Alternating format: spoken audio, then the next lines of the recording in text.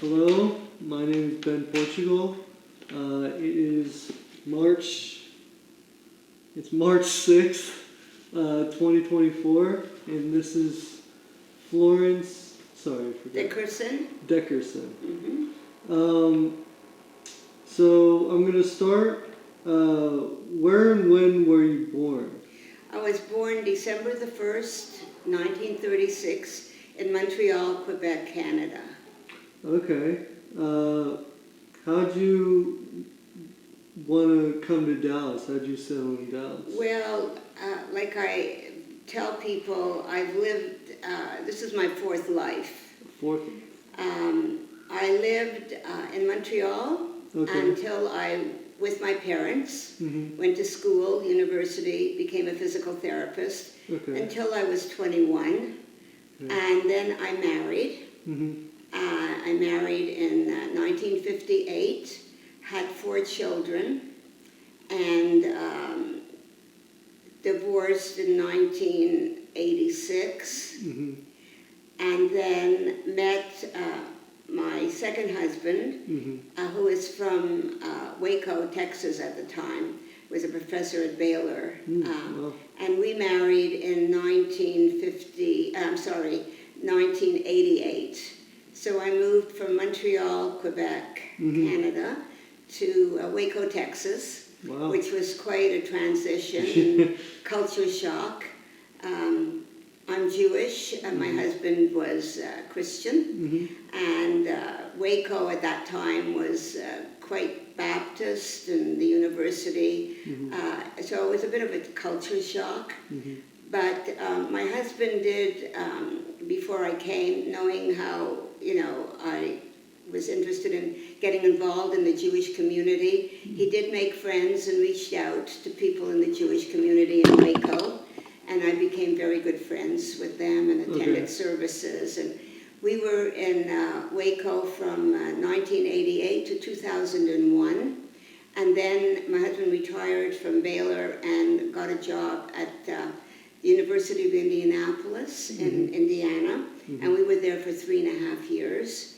I was happy to be there. He started a gerontology program there. My daughter, a son-in-law, and 2 grandchildren were there, so that was very nice to be with them. And then he retired from the University of Indianapolis in 2005, and we decided he wanted to go back to Texas because he was from Texas, and so we bought a home in Robeson Ranch, which was in Denton, Texas, which is over 55 active adult community. And we were there for 18 years. My husband passed away January the 16th, 2022. I'm sorry. 22. And I have a daughter who lives here in Dallas, and she suggested that I look at a senior community, and one of her friends' parents live at the Legacy at Midtown, and so I came for a tour and enjoyed it. I thought it was great, and I moved here September the 8th, 2023. It was a difficult transition, moving from a 2,900 square foot house to 1,100 foot apartment, but I had a lot of friends and people who helped me make the move, and I've been here now. It will be six months on Friday. Very happy I made the move. Okay, that's good. So that's right now. My first life was living with my parents till I was 21. My second life was with my first husband, living in Montreal, having my 4 children until 1988. And then my third life was 1988 to 2023, I guess. And now I'm living my 4th life. And I'm very happy to be here. That's good. How's your life in Montreal? Montreal was wonderful. I still love to go back. I grew up, my parents were originally from Europe. My mother was born in Lithuania, She and her whole family, father, uncles, aunts, cousins, they all moved to Canada in probably about 2010, between 5 and 10. My mother was about 6 or 8 years old at the time, before the First World War. Okay. Part of the family moved to St. John, New Brunswick, some to Fredericton, New Brunswick, and some to Halifax, Nova Scotia. My mother's father was a shoichet, which is, he was a rabbi who killed animals, with mercy, and they were considered kosher. And they lived there until my grandfather passed away in his early 50s, and then the family moved to Montreal. Cool. My mother lived with her mother and 2 brothers at the time. She was about 32 years old. Now, my father came from the Ukraine, but at that time it was Poland. And he was 18 years old, about to be conscripted into the Polish army. So his father didn't want him to do that. And 2 of his sisters had immigrated to Regina, Saskatchewan. Well, one in Regina went to Winnipeg, Manitoba. So at age 19, he moved in with his sister, who was married and had 4 or 5 children at the time. My father didn't know any English and wasn't willing to go to school, and he had a very hard time at school, not knowing the language, and so he had a friend. He didn't want to go to school, he wanted to play cards and smoke, so they sent him to Montreal because there was a large Jewish community in Montreal. In Regina, Saskatchewan, there wasn't. So he and a friend took the train to Montreal with some help, I guess, of Jewish Federation or, some Jewish organizations.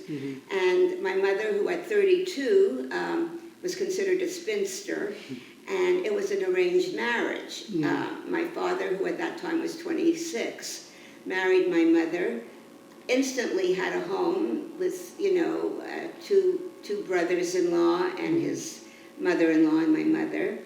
He didn't have very much, so they helped him set up. He became a peddler of fruits and vegetables, which is, he knew how to ride a horse, and so he had bought a horse and a wagon, and he'd get up early in the morning, go to the market, buy fresh fruit and vegetables, and sell it to the, grocery stores.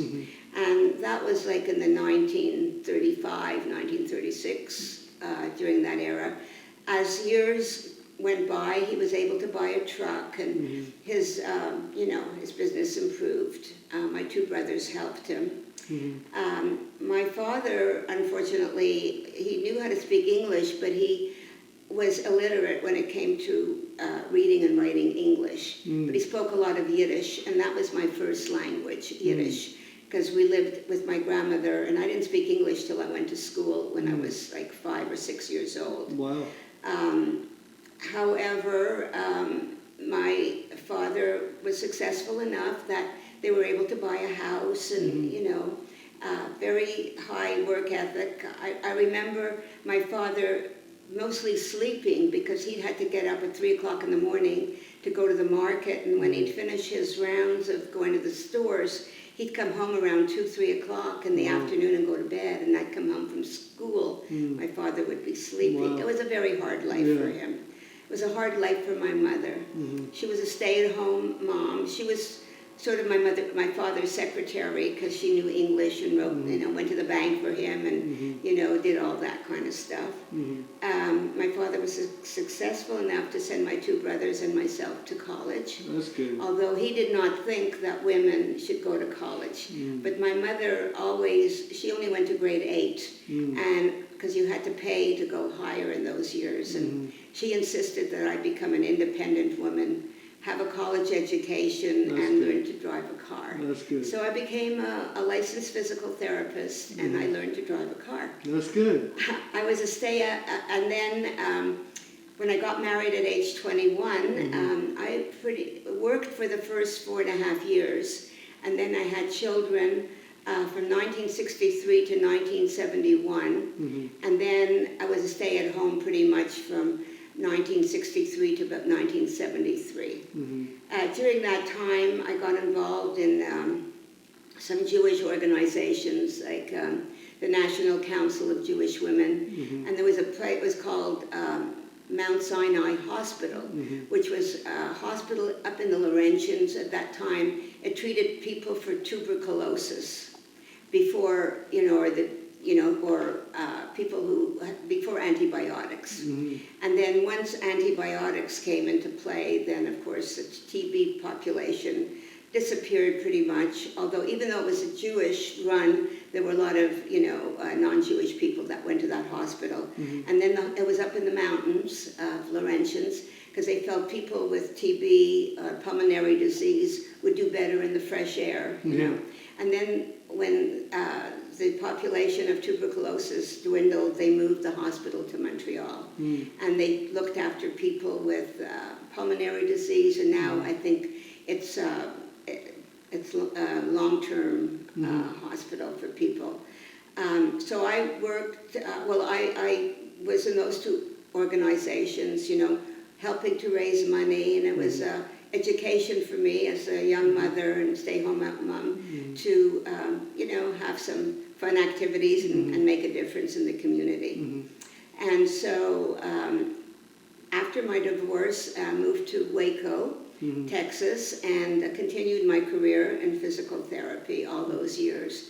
And I worked in many different areas, in acute hospital, home health, neurology, orthopedics, and I only retired about 5 years ago when I was 82. And at that time I worked what they call PRN, and on an as-needed basis. And it was getting to be too difficult for me to continue, because it can be quite stressful on your body. And so I stopped doing that. I should talk a little bit about my father, and when he left Poland, which is now Ukraine, even though 2 sisters had immigrated, his father and 3 remaining sisters and their husbands and children remained, and his parents remained in this little shtetl in Poland. And they communicated until around 1940, and then when they heard what was happening with Hitler at that time, going into Eastern Europe and Poland, and my father begged his parents, please come to Canada. And his father said, no, nothing will happen to us. We'll be fine. We're not moving. And of course they all ended up in the ghettos, and were, except for one brother-in-law and one nephew who emigrated to Israel. The rest, we never found what happened. My father always wanted to go back to where he was born, never did. However, 7 years ago, my husband and I found out that where my father was born was about 250 miles from Kiev.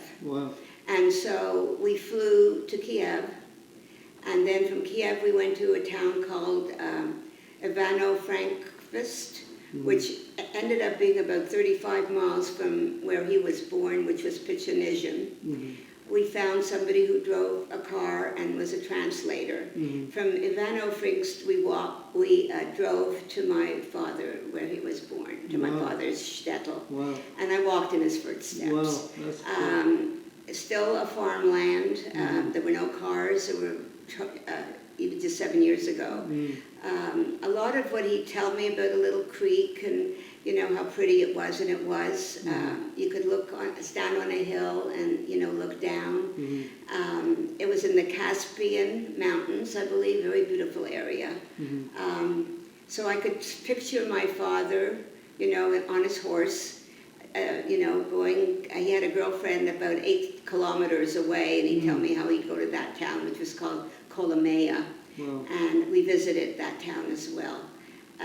The people were very nice. I did visit the Jewish cemetery, which was totally desecrated. So I have no records of my grandparents have a picture of my grandmother and grandfather and a picture of him and of his sisters when he was a baby. And that's all the records we could find, you know. We didn't find anything after the war. Wow. So that was probably one of the highlights of my life, and that trip.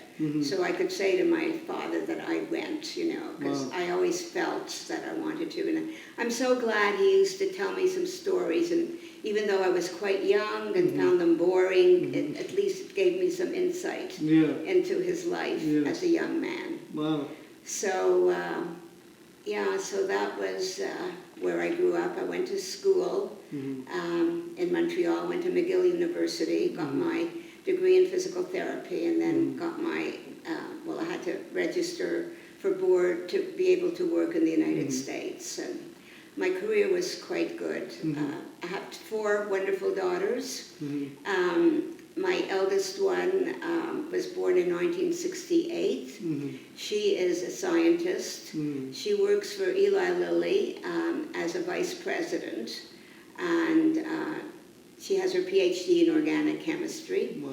My daughter Marla Williams, she got an undergraduate degree at McGill University, and she went to Baylor after that and got a degree in a master's degree in gerontology.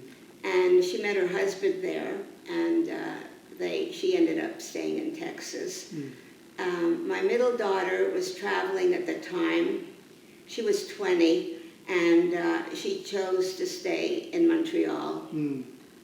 And she got a certificate in early childhood education, and she works for the school system. And my youngest daughter, she did what they call, it's not, after grade 11 you go to sort of a junior college called CEGEP in Montreal. So she went there as an undergraduate and took science, and then decided to come to Texas at A&M University to become a chemical engineer. Wow. But she ended up marrying somebody from Canada, and she moved from Montreal to Calgary, and she has 4 wonderful children. Wow. So I'm very proud of my daughters and my grandchildren who are quite accomplished. That's amazing. Yeah. So. How was so you alluded to your Jewish experience in Montreal. How was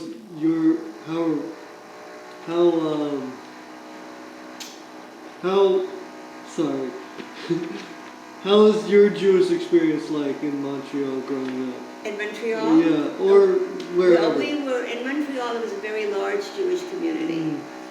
So I would think around 100,000 people at that time. I lived in a Jewish part of Montreal. The high school I went to was 95% Jewish, even though it was a Protestant high school. But it was almost like a private school. We had to wear uniforms. Our teachers were not Jewish, but very respectful of our holidays, and we'd get off. But at the same time, we also had Christmas festivals.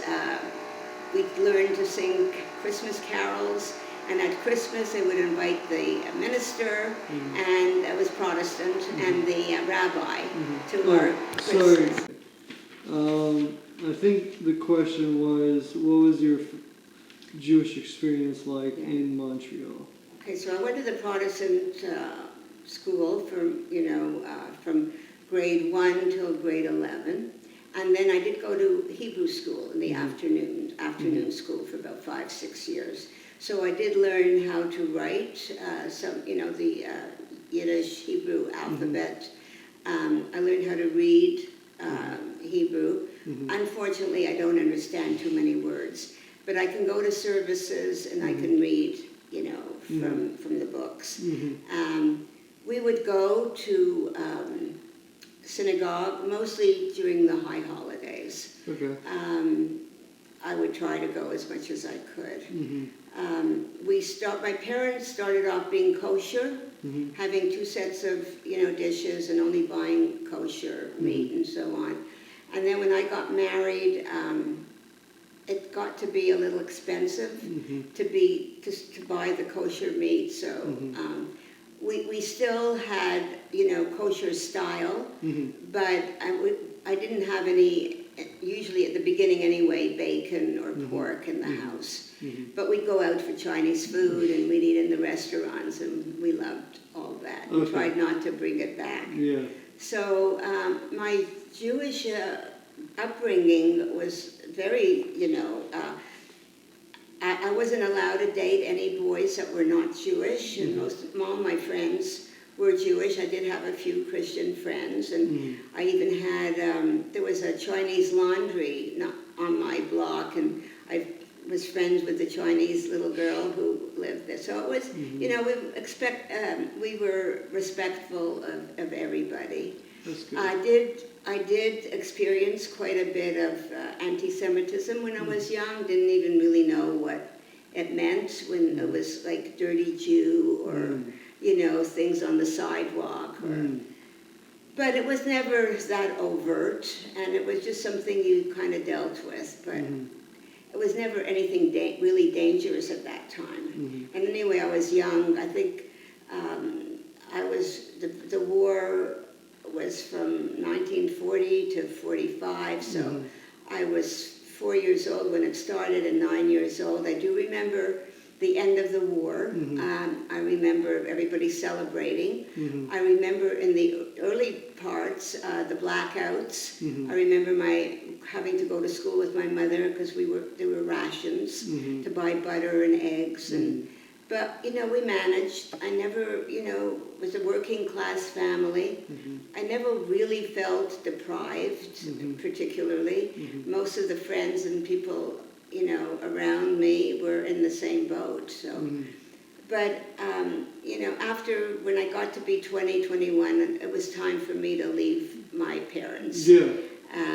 I was not happy the way, my parents' life. My father, being the alpha dog, and my mother being sort of, the woman who did everything. I did not like that. But she accepted it, and even in the early part of my marriage, I didn't know any different, because at that time, I was a physical therapist. My husband was a teacher. He drove the car, but I took the bus, I finished work at 5. He would finish work at 3. Wow. But still, it was my responsibility to come home, even at 5, and fix dinner while he waited till dinner. And I didn't think there was anything wrong with it. I just thought that was my role. And of course, over the years with the women's movement, and I finally realized there's another life out there, and there's something wrong with this picture. So slowly I became more independent, and especially after my 4th daughter was born, I decided 2 years after that to go back to work, and that way gain my independence so I could have my own car and my own money and start living a more independent life. That's good. That's good. I evolved in that way.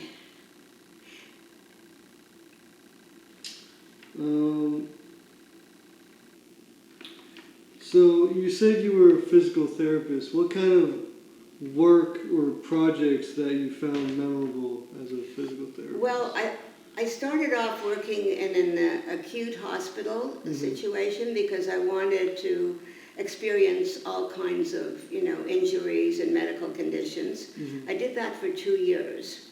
And then I got offered a job at a rehabilitation institute in Montreal. And that's when it was still, polio. Well, in my early years, before the Salk vaccine or the Sabin vaccine, I did work with patients in iron lungs and so on. And then when I moved to the rehabilitation center, saw people with after effects of polio, people with strokes, people with amputations. I found that very worthwhile because it was a team approach where you had physical therapists, occupational therapists, you had psychologists, you had the doctor, physiatrists, and we looked at the patient from the whole, and from the acute hospital to the rehab hospital, and finally the transition home. And we would follow them through all those aspects. And I found that probably the most fulfilling because of the team approach. And we could just, see how the patient would, get better physically, emotionally, and so on that way. Not just, looking at one side. Yeah. And then after that, I went to work in a rehabilitation outpatient institute. It's called Lethbridge Rehabilitation. And what they had there, we had outpatient, and they had outpatients, and then they had home health. And at that time, when I got this flyer in the mail, it said, if you would like to work for us, the government, it was for the government, and they would provide a car with all expenses, and they would also, I would get to see patients out in their homes. So that was an eye-opener. It was interesting to me because I didn't have my own car, so all of a sudden I had a car, and the salary was quite nice too. So I had 4 children, and so I was able to afford some help at that time. I worked there for about 11 years before I had, divorced my husband, and then met my husband, who was a gerontologist. And how I became involved that way was at that time, and I believe it was maybe the late 70s, late 70s, gerontology, the study of aging, was, very much in focus, because we were looking at, how we could make older people better through physical therapy. And there was a conference that was going on in San Diego, California. And one of the speakers, there was a seminar on how a physical therapist could make older people better. And my boss, my manager said, would I be interested to go? And I said yes. And I went to San Diego, and that was 1980. And I had met my husband, who at that time was one of the presenters. And he was a gerontologist. And he was my friend, he was my counselor, and then finally he was my husband. And he helped me through some rough spots during the interim between 1980 and 1988.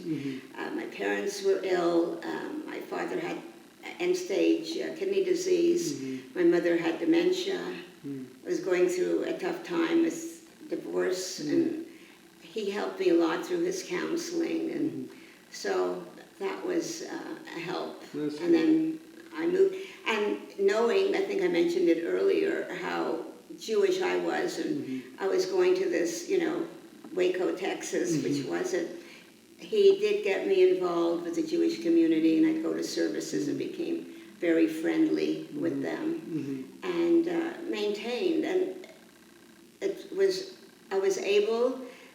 we were able to make the Christian and the Jewish work. So we celebrated Christmas and we celebrated Hanukkah. And I would go occasionally to church with him. He would come with me to the high holidays and be respectful of my fasts and my not eating bread on Passover. And it worked. It worked that way. So I continued, always going to synagogue as often as I could. And, celebrating the holidays, the festivals, and so on. Okay.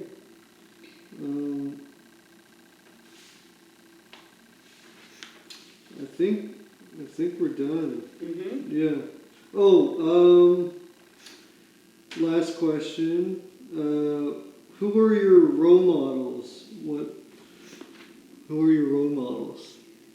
That's a good question. I wish you would ask me that earlier so I could think about it. A lot of them, and I can't really name, maybe Gloria Steinman, although I didn't always believe in her political.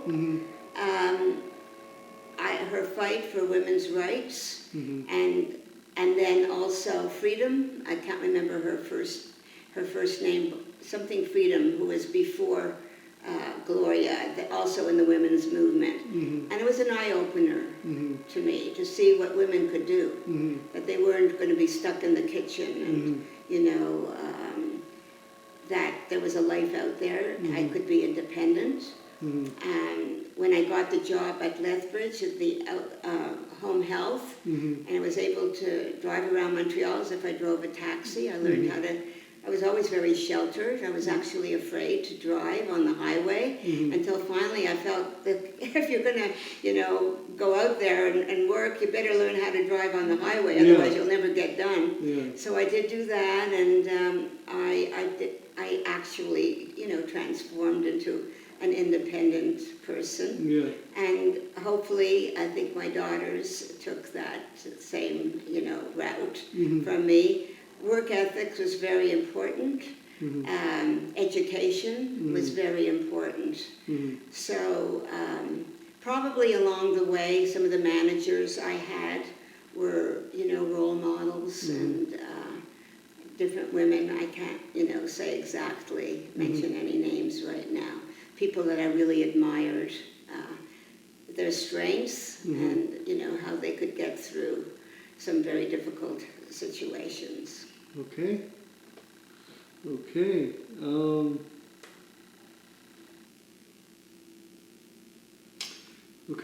I think we're done. Okay, great. Thank you, Portugal. Yeah.